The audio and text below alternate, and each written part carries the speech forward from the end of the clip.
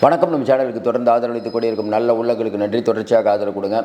நம்ம நிறைய அரசியல் பற்றி பேசியிருக்கோம், சென்ட்ரலை பற்றி பேசியிருக்கோம். ஆனாலும் மிக மிக முக்கியமாக பேச வேண்டியது அப்படின்னு பார்த்தீங்கன்னா பல விஷயங்கள் இருந்தாலும் இப்போ வந்த சமீபத்தில் வந்த விஷயம் இந்த குரூப் 4 அப்படிங்கிற ஒரு தேர்வை இன்றைக்கி கிட்டத்தட்ட 12 லட்சத்துக்கு மேற்பட்டவங்க அப்ளிகேஷன் போட்டு 11 லட்சம் பேர் எழுதியிருக்காங்க. 11 லட்சம் பேர் எழுதினது, அதாவது இப்போ 12வது படிக்கிறோம் இல்லை 10வது படிக்கிறோம், ரிசல்ட் வரும்போது எத்தனை லட்சம் மாணவர்கள் எழுதினார்கள் அப்படிங்கும்போது அதுக்கு கூடுதல் முக்கியத்துவம். அப்படிப்பட்ட சூழ்நிலையில் குரூப் 4 அப்படிங்கிறது ஒரு அரசாங்க வேலை. ஏன்னா உங்களுக்கு தெரியும், சாதாரண ஒரு மனிதனுடைய கனவு என்ன, எல்லா வீட்லேயுமே பெரும்பாலான வீட்டில் கவர்மெண்ட் ஜாப் போப்பா, கவர்மெண்ட் ஜாப்னா பிரச்சனை இல்லை அப்படிங்கும்போது வீட்டில் அவங்க சொல்கிறது என்னென்னா, நல்லா படி. சிஎம் போகிற இடத்துலலாம் சொல்கிறார் படிப்பு தான் முக்கியம். எடப்பாடி பழனிசாமியும் சொல்கிறார் கல்விதான் சொத்து. சரி, கல்வி படிப்பு, இந்த படிப்பு அப்படிங்கிறது எதற்கு? அறிவை வளர்ப்பதற்கு, கரெக்டுங்களா? ஆனால் பெரும்பான்மையானவருடைய கனவு என்னென்னா, இந்த படித்தா வேலைக்கு போகலாம், இந்த அறிவை வளர்க்குறோம் அதெல்லாம் ஓகேங்க, முதல்ல வேலை கிடைக்கணுங்க, சாப்பாட்டுக்கு இருக்கணுங்க, கரெக்டுங்களா? இன்றைக்கி பகுதி நேர ஆசிரியர்கள் போராடுவது எதற்காக? படிச்சுக்கிட்டே இருக்கோம், வாழ்க்கை ஃபுல்லாக படிச்சுக்கிட்டே இருக்கோம், பிஹெச்டி வரைக்கும் படிச்சிருக்கோம், 12,000 ரூபா சம்பளம் வாக்குறோம். படிக்காத ஒருத்தர் எம்எல்ஏவாகி கவுன்சிலராகி கோடியாக சம்பாதிக்கிறாங்க. அப்போ படிப்பு எதற்குங்கிற கேள்வி மக்கள்கிட்ட ரொம்ப அசால்ட்டாக வரக்கூடிய கேள்வியாக இருக்குது. இப்படிப்பட்ட நேரத்தில் குரூப் 4 தேர்வு எழுதிய 11 லட்சத்துக்கும் அதிகமான மாணவ மாணவிகள் இன்றைக்கி வஞ்சிக்கப்பட்டிருக்கிறார்களா? 10வது படித்தா போதும், தமிழ் தெரிஞ்சால் போதும், குரூப் 4 எழுதுங்க அப்படின்னு நீங்கள் விளம்பரம்லாம் கொடுக்குறீங்க. விளம்பரம் கொடுத்து அந்த விளம்பரம் அந்த பரீட்சை எழுதுறதுக்கு முன்னாடி அது எப்பயுமே ஒரு அரசாங்க வாகனத்தில் போலீஸ் பாதுகாப்போட அந்த கேள்வித்தாள் வரும். ஆனால் பார்த்தா பஸ்ஸில் அனுப்பியிருக்கீங்க, அது ஒரு சர்ச்சை. என்னங்க பஸ்ஸில் அனுப்பியிருக்காங்களா, என்ன நடக்கும்? பஸ்ஸில் தானே அனுப்பியிருக்காங்க, அது ஒன்றும் பிரச்சனை இருக்காது அப்படின்னா, இல்லைங்க, ஏற்கனவே இதே மாதிரி சிவகங்கையிலேருந்து விக்கிரவாண்டி போகும்போது பேப்பர் திருத்தின வரலாறுலாம் இருக்குது. ஐயோ ஆமாம், இப்போ கூட உத்தரப்பிரதேசில் இதே மாதிரி ஒரு சம்பவம் நடந்து ஆசிரியர் அந்த காவலர் தேர்வையை ரத்து பண்ணிட்டாங்க. பல லட்சம் இளைஞர்களுடைய கனவை யோகி சிதைச்சிட்டாரு, பாசிச பாஜக ஆட்சி நடக்குது அப்படின்னு நம்மளே பேசணும். இப்படிப்பட்ட சூழ்நிலையில் இன்றைக்கி தமிழ்நாட்டில் குரூப் 4 தேர்வு, குரூப் 4 அப்படின்னா 10வது படித்தா எழுதலாம். 10வது படித்தா எழுதலாம் அப்படின்னா அவங்களுக்கு நீங்கள் கேட்கக்கூடிய கேள்விகள் பிஹெச்டி ரேஞ்சுக்கு இருந்ததுன்னா அவர்கள் எப்படி தேர்வை எழுதுவார்கள்? ஒரு நியாயம் தர்மம் வேணாமாங்க? கொஞ்சம் நல்லா யோசனை பாருங்கள். அப்போ நீங்கள் எதை அடிப்படையில் இந்த பரீட்சையை நீங்கள் வைக்கிறீங்க? அப்போ இந்த பரீட்சை வைப்பது யாருக்காக? ஒன்று. இன்னொன்று, குரூப் 4 அப்படிங்கிற ஒன்றுக்காக நம்ம ஏற்கனவே சொன்ன மாதிரி இந்த தேர்வு இன்றைக்கி சென்னையில் மட்டும் ஒரு 300 மையங்கள் நடக்குது. இதுதான் தன்னுடைய கனவு, இதுதான் தன்னுடைய லட்சியம். எவ்வளோ பேர் படிச்சிருப்பாங்க? கொஞ்சம் யோசனை பாருங்கள். அவங்க கனவுலலாம் மண்ணள்ளி போடுறீங்களே. அதில் கேட்கப்பட்ட கேள்வி, சில பேர் சொல்கிறாங்க தமிழ் கேள்வி, ஜூன் 12ஆம் தேதி நடந்தது. இப்போ அதில் கேட்கப்பட்ட கேள்வி 1953 ஒரு புக்கு இருக்குது, அந்த புக்கிலேருந்து ஒரு கேள்வி கேட்டிருக்காங்க. அதுவும் பார்த்தா அந்த கலைச்சொல்கள்னு சில கேள்விகள்லாம் கேட்டிருக்காங்க. அது பிஹெச்டி இருக்கவர் தான் அவரால் எழுத முடியாது, அந்த அளவுக்கான கேள்விகள்.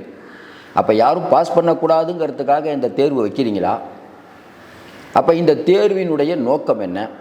இந்த டிஎன்பிசி அப்படிங்கிறது டிஎன்பிசியில் குரூப் 4 கால் பண்ணிட்டாங்களா, குரூப் 1 கால் பண்ணிட்டாங்களா, எவ்வளவு பேர் பதச்சு போய் அதுக்கு அப்ளிகேஷன் போடுறதாகட்டும், எவ்வளவு ப்ரொசீஜருங்க.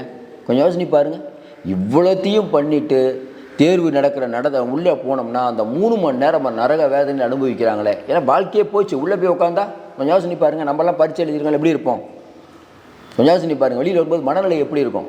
நம்மளாவது 7வது 8வது 9வது படித்தோம். இன்றைக்கி இருக்கக்கூடியவங்க இந்த டிஎன்பிசினா இப்போ அடுத்த வருஷம் தான் மறுபடியும் வரும். வீட்டுக்கு போனோம்னா கேட்பாங்க, என்னப்பா இந்த தடவையாவது தொடர்ந்து வீட்டில் படிச்சுக்கிட்டே இருக்காருப்பா, ஏன் அரசாங்க வேலைக்கு தான் போவேன்ட்டு, ஏன்பா கம்பெனியில் போய் வேலை பார்க்கலாமா? பார்க்குறம்மா, காலையில் வேலைக்கு போய்ட்டு சாயங்காலம் உட்காந்து படிக்க வேண்டியது. இதுக்கும் நீங்கள் குரூப் 4 பாஸ் ஆக வேணுமா, அப்படி வேணுமா, இப்படி வேணுமான்னு 1008 விளம்பரம். சரி, அது இந்த கோர்ஸ்லலாம் சேர்ந்து படிக்கிறோம். படித்து எல்லாம் உள்ளே போய் உட்காந்தா இந்த 10வது படித்தால் குரூப் 4 எழுதலாம் அப்படின்னு நீங்கள் சொன்ன விளம்பரத்துக்கும் உள்ளே இருக்கிறதுக்கும் சம்மந்தமே இல்லையேங்கும்போது ஒரு சாதாரண இளைஞன் கோவப்படுவது அப்படிங்கிற நியாயம் தானே? தொடர்ந்து அவங்க கேட்டுட்டு இருக்கிறது என்ன? உங்களுக்கு தெரியும், இந்த டிஎன்பிசியை பற்றி நம்ம பேசுகிறதா நிறையா பேசலாம். டிஎன்பிசி ஒவ்வொரு தடவையும் இஷ்யூ ஆகும். டிஎன்பிசிக்கு ஒரு அதிகாரியை போடுறதுலேயே இங்கே தமிழ்நாட்டில் இஷ்யூ. சைலேந்திர பாபு போடலான்னு சொல்லிட்டு இங்கே இருக்கக்கூடிய திராவிட மாடல் அரசு அனுப்புனா ஆளுநர் போட மாட்டார். அவர் வயசாகிடுச்சு அவருக்கு அப்படின்னு சொல்லி எவ்வளோ நாள் நிறுத்தி வச்சுருந்தார். கொஞ்சம் யோசனை பாருங்கள். இப்போ இந்த டிஎன்பிஎஸ்சி குரூப் 4 தேர்வை எழுதியவர்களுக்கு இவர்கள் என்ன பதிலை சொல்லப் போகிறார்கள்? அவருடைய வாழ்க்கைக்கு என்ன உத்தரவாதம் கொடுக்க போகிறார்கள்? அவருடைய கோபம் யார் மீது திரும்பும்? இந்த மாதிரி கடினமான கேள்வியை கேட்க வேண்டும் என்றால் அப்போ உள்நோக்கம் என்ன? இவ்வளோ நாள் இல்லாமல் ஏன் பஸ்ஸில் கொண்டு வந்தீங்க? அவ்வளோ நிதி நெருக்கடியில் இருக்குது அரசாங்கம்ங்கிற கேள்விகள் எழுமா எழாதா? கொஞ்சம் யோசனை பாருங்கள். குரூப் 4 அப்படிங்கிற ஒன்று எந்த வேலைக்குங்க போவாங்க? தட்டச்சர் வேலை, சாதாரண வேலை தாங்க, பெரிய சம்பளம் கூட இல்லைங்க. ஏன்னா அவங்க படித்த படிப்புக்கு நீங்கள் வேலை கொடுங்க. ஆனால் இதில் நடக்கக்கூடிய முறைகேடுகளை களைவது யார்? நம்ம ஏற்கனவே தொடர்ந்து சொல்கிறோம். இப்போ இந்த குரூப் 4 தேர்வு இப்போ என்ன சொல்கிறாங்கல்ல, அவங்க பேசுகிறதெல்லாம் பார்த்தா, ஒவ்வொருத்தர் பேசுகிறதும் பார்த்தா படிங்கிற வயசு வரைக்கும் படிச்சுக்கிட்டே இருக்கும். படிச்சுட்டு வந்து வேலையில் இருக்காங்க, படிச்சுட்டு பெரிய பிஹெச்டி வாங்குறாங்க, இப்போ ஆசிரியராக வராங்க. அவங்க ஆசிரியரை நிரந்தரமாக்க மாட்டீங்க.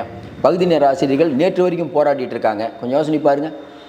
அது என்ன கேள்வி கேட்குறீங்க? இப்போ அதில் இல்லை சீமான் அவர்கள் சொல்கிறது உண்மையாக நமக்கு புரியல. அந்த கேள்வித்தாள் நான் பார்க்கல. அதில் சொல்கிறாராம், சீமான் சொல்கிறாரு, அதில் கேள்வித்தாளில் விடியல் எப்போ ஆரம்பித்தது, இந்த மாதிரியான கேள்விகள்லாம் இங்கே இருக்கக்கூடியவங்களுக்கு தேவையா? ஒன்று. இன்னொன்று, இப்போ நம்ம குரூப் 4ல் எழுதினவங்க, ஏன்னா நம்ம குரூப் 4 எழுதாதனால நம்ம அதோடைய கஷ்டம் நமக்கு என்னன்னு தெரியாது. குரூப் 4 எழுதுகிறவங்க பேசுகிறத பார்க்கும்போது அதில் கேட்கப்பட்ட கேள்விகளில் இவங்க தமிழில் விடை எழுதி, ஏன்னா மொத்தம் 200 கேள்வி இருக்கும், 100 கேள்வி தமிழை பற்றி இருக்கும், அதில் 75 கேள்வி தமிழை பற்றியும், அதுக்கப்புறம் இந்த கலை சொற்களை பற்றி 25 கேள்வி இருக்குங்கிறாங்க. இப்படிப்பட்ட கேள்விகளை எழுதி இவர் தட்டச்சர் வேலைக்கு போய் என்ன திருக்குறளாக எழுத போகிறார்? காவியமாக படைக்க போகிறார்? லாஜிக் ஒன்று வேணும் இல்லைங்க. நீங்கள் கொடுக்குற சம்பளத்துக்கு ஏற்ற மாதிரி தானே ஆட்கள் வருவாங்க. அப்போ தனியார் துறையில் எவ்வளவு சம்பளம் கொடுத்துட்ருக்காங்க இன்றைக்கி. ஐடிலாம் பார்த்தீங்கன்னா அவ்வளோ சம்பளம். நீங்கள் அரசு ஊழியர்கள் லஞ்சம் வாங்கக்கூடாது, அரசு ஊழியர்கள் நேர்மையாக இருக்க வேண்டும்லாம் சொல்கிறீங்க. நீங்கள் உங்கள் நேர்மையை பற்றி நம்ம கேட்கக்கூடாது. அப்போ டெய்லி வேலைக்கு வரணும், லீவ் போட்டால் சம்பளம் பிடிக்கிறீங்க.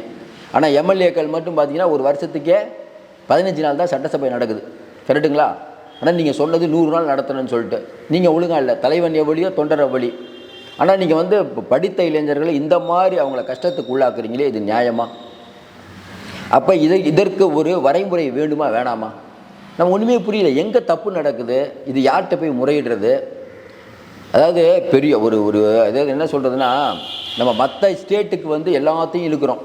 அங்கே பார் இங்கே பாருங்கிறோம். இப்போ இங்கே பார் கேட்பாங்களா இல்லையா மக்கள்? இதான் திராவிட மாடலான்னு கேட்பாங்களா? இது யாருக்கு அவமானம்? தொடர்ந்து இந்த மாதிரியான பிரச்சனைகள் வந்து கொண்டு இருப்பது. நீங்கள் வீட்டுக்கு போய் ஓரணியில் தமிழம், உங்களுடன் ஸ்டாலின்லாம் போகிறீங்க. அங்கே அந்த வீட்டில் அந்த 11 லட்சம்னா சாதாரண எண்ணிக்கையா? அங்கே இருக்கவங்க கேட்பாங்களா இல்லையா? என்னங்க பரீட்சை வைக்கிறீங்க கேட்பாங்களா இல்லையா? அவருடைய உள்ள குமுறல் யார் மீது திரும்பும்? அதாவது இப்போ அந்த குரூப் 4க்கு இந்த தேர்வை வடிவமைத்தவர்கள் இருக்காங்கல்ல, அவங்க யாருன்னே இவங்களுக்கு தெரியாது. யார் மேலே கோபம் திரும்பும்? இதற்கு காரணமான அரசு மேலே கோபம் திரும்பாதா? இந்த திராவிட மாடலுக்கு நல்லதா? இதை எதை பற்றியுமே கவலைப்படாமல் நீங்கள் முதல்வர் இருக்கும்போது நீங்கள் கேட்கலாம், முதல்வர் இதுக்கு எப்படிங்க பொறுப்பாவாங்கன்னு. பொறுப்பாகணுங்க, எல்லா விஷயமும் பார்க்கணுங்க. இத்தனை லட்சம் பேர் எழுதியிருக்காங்க ஒரு தேர்வு. அந்த தேர்வில் இத்தனை லட்சம் பேர் எழுதிட்டு வெளியில் நிறைய பேர் குமுறுறாங்க. ஐயோ போச்சே, என்னோட வாழ்க்கையே போச்சே, இந்த தான் கடைசியாக எழுதி முடிச்சுட்டு வெளில வரலான்னு பார்த்தனே, வீட்டில் போய் என்ன பதில் சொல்லுவேன்? ஊரில் ஃபுல்லாக சொல்லியிருப்போம். உண்மையிலேயே ரொம்ப கஷ்டங்க. நீங்களாம் நிறைய பேர், நான்லாம் நிறைய விஷயம் நான் அனுப்பி சொல்கிறேன். ஊரில் எல்லோரும் கேட்பாங்க. +2 படிச்சுட்டு நம்ம எக்ஸாம் எழுதிட்டு வரும்போது எவ்வளோ மார்க் இது என்னால் நிறைய அனுபவிச்சிருக்கேன். ஃபெயிலாகி கீழாகி ஊர் ஃபுல்லாக கேட்பானுங்க. வெளியிலேயே போக முடியாது. நம்ம கஷ்டம் நம்மளோடன்னு பார்த்தா இன்னும் எரிச்சல் மூட்டுறதுக்கு அவ்வளோதான். வாழ்க்கையே போச்சு. இப்போ படிக்கலையா வாழ்க்கை போச்சு. இப்போ நான் அதெல்லாம் வளர்ந்தவன சொல்ல, படிக்கலையா வாழ்க்கை போச்சு. ரொம்ப இதாக இருக்கும். ஐயோ படிக்கலைன்னா வாழ்க்கையே போச்சு அப்படிங்கும்போது இந்த பக்கம் பார்க்குறோம். இப்போ தான் வெளியில் இப்போ தெரியுது. ஓபிஎஸ் நல்லா இருக்கார். படிக்காத எவ்வளோ பேர், மோடியிலேருந்து ஏகப்பட்ட பேர் படிக்காதவங்களாம் பெரிய பவரில் இருக்காங்க, நிறையா சம்பாதிச்சுட்டு இருக்காங்க. படித்தவங்க போய் எக்ஸாம் எழுதிட்டு இருக்காங்க. அப்படிங்கிற கோபம் அந்த இளைஞர் மத்தியில் வருமா? வரதா? படிப்பு தான் சொத்துங்கிறீங்க. படிச்சுட்டு உள்ளே வந்தால் இந்த மாதிரி அவங்கள அலக்கழிச்சிங்கன்னா எங்கே தான் போகிறதப்ப? ஒரு அறிவார்ந்த சமுதாயம் உருவாகணும். எப்போ தான் இந்த அறிவார்ந்த சமுதாயத்தை உருவாக்க போகிறீங்க? பேப்பர் எடுத்து பார்க்குறாங்க, இந்த அமைச்சர் வீட்டில் ரெய்டு, இத்தனை கோடி, ஏகப்பட்ட கோடி, இந்த அமைச்சர் வீட்டில் ரெய்டு. 2 பேரையும் பார்க்குறாங்க. இவங்க 2 பேருமே பெருசாக படிக்கலை. படிக்காத கவுன்சிலர் எந்த அளவுக்கு ஆட்டம் போடுறாருன்னு பார்க்குறோம். யார்கிட்ட இன்றைக்கி பவர் இருக்குது? கொஞ்சம் யோசனை பாருங்கள். படிப்புங்கிற மாதிரி யார்கிட்ட இன்றைக்கி தான் பவர் இருக்குது? எல்லாத்துக்கும் அதாவது ஒவ்வொருத்தருக்கும் ஒவ்வொரு தகுதி நிர்ணயிப்போம். ஆனால் இன்றைக்கி அரசியல்வாதிகளுக்கு பெரிய தகுதி நிர்ணயிக்கலை. ஆனால் நம்மை ஆள்பவர்கள் தாங்க நல்லா இருக்கணும், தங்க குடும்பம் நல்லா இருக்கணும். உண்டா இல்லையா? கொஞ்சம் யோசனை பாருங்கள். இதை பற்றி தெரியாமல் இல்லை வந்து நம்ம அதிமுக வரணும், திமுக வரணும், எல்லாம் வரட்டுங்க. நம்ம என்ன சொல்கிறோம், கொஞ்சம் நஞ்சமாவது மனிதத்தன்மையோடு நடந்துக்கிறாங்களா இவங்கெல்லாம் போது ரொம்ப வருத்தமாகுது. எல்லாருக்கும் ஒரே நோக்கம் 200 ஜெயிக்கணும், 210 ஜெயிக்கணும். கொஞ்சம் யோசனை பாருங்கள். எடப்பாடி 210 தான், இவர் 200. நீங்கள் 2 பேரும் வாங்க, ஒன்றும் பிரச்சனை. இந்த மாதிரி இஷ்யூவில் உங்களுடைய மற்ற விஷயத்தெல்லாம் பேசுகிறீங்கல்ல, இதை பற்றி நம்ம பேசி ஆக வேண்டும் இருக்குல்ல. தொடர்ந்து நம்ம இவங்க கூட சொன்னாங்க, இதெல்லாம் பேசினா யாரும் பார்க்க மாட்டாங்க, எவ்வளோ பேர் பார்த்தாலும் பரவாயில்லப்பா. இந்த விஷயம் வெளியில் மக்களை சென்றடைந்து விட வேண்டும்.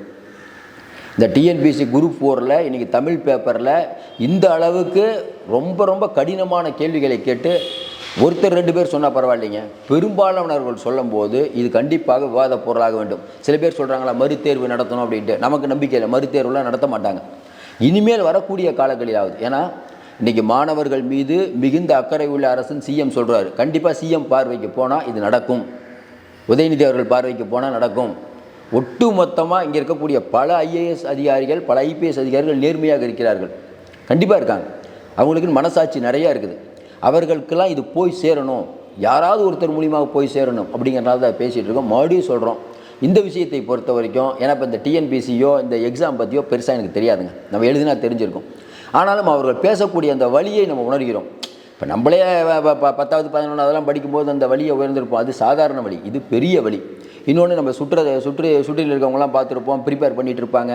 என்னங்க ஆச்சு இந்த வருஷமும் கொஞ்சம் வரலைங்க, அடுத்த வருஷம் பையன் பாஸ் ஆகிடுவாங்கும்போது ஒரு வருடம் அப்படிங்கும்போது அது பெரிய ஒரு வழி. ஏன்னா இவர்கள் வந்து எப்போ எக்ஸாம் வைப்பாங்கன்னு நமக்கு தெரியல. மறுபடியும் நம்ம அதான் சொல்கிறோம். இப்போ கொஞ்ச நாளைக்கு முன்னாடி உத்தரப்பிரதேசத்தில் வந்து காவல்துறை அந்த லீக் ஆச்சு, ஸ்டாப் பண்ணிட்டாங்க. அதில் பணம் கட்டினாங்கல்ல, அந்த அப்ளிகேஷன்லாம் பணம் கட்டினா எல்லாத்தையும் போச்சு. இப்போ நம்மளும் கேட்குறோம், இந்த 12 லட்சம் பேர் வந்து அப்ளிகேஷனுக்கு காசு கொடுத்தெல்லாம் பண்ணியிருப்பாங்க, அந்த காசு கவர்மெண்ட்டுக்கு போயிருக்கும். அவங்களுடைய வாழ்க்கை இருளாக இருக்கிறது. இதுக்கு யார் தான் பொறுப்பு என்று தெரியவில்லை. தொடர்ந்து நிறைய அண்மை தகவலை கொடுத்துட்ருக்கோம். தொடர்ந்து ஆதரவு கொடுங்க. மீண்டும் சந்திப்போம். நன்றி, வணக்கம்.